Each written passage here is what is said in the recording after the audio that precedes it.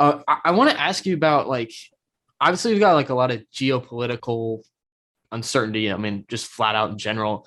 Um, when we transition to this new system, do you think we'll be in kind of like a more peaceful regime? And I guess like how to, as like a more specific question on that, like how do you see kind of like geopolitical incentives shifting in that new system? So now those geopolitical incentives are kind of driven from a competition with other nations, right? For resources, for control of currencies, for kind of military, and they're and there's almost a checkmate. If you're another nation and you don't have nuclear weapons, you're trying to develop them as fast as you can, right?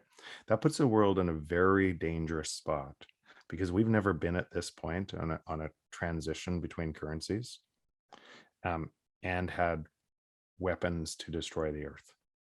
And any single thing, any single actor could precipitate something that could make this a very dangerous game.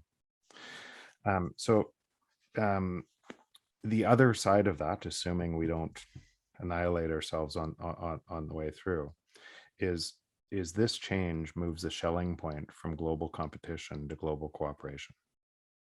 And it's a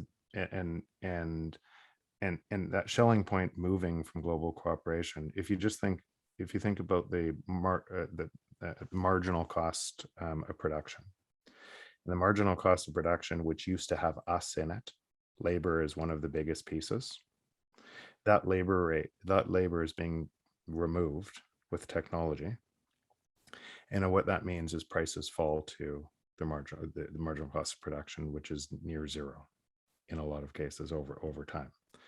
That change uh, of of prices falling at that rate means we get abundance if we allow the abundance. So Bitcoin, and it means even if you hate Bitcoin, right? If you looked at your calculator app on your phone, people think that it's on your phone because of advertising, and it's free because of advertising. It's free because it's a line of code, and there's no entrepreneurs that want to write another calculator app to compete against that line of code because there's no money in it.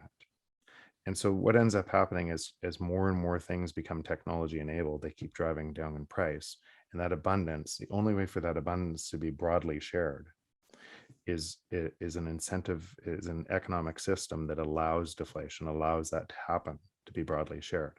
Meaning you could hate Bitcoin. You could be one of the people over here yelling at it, and it'll still benefit you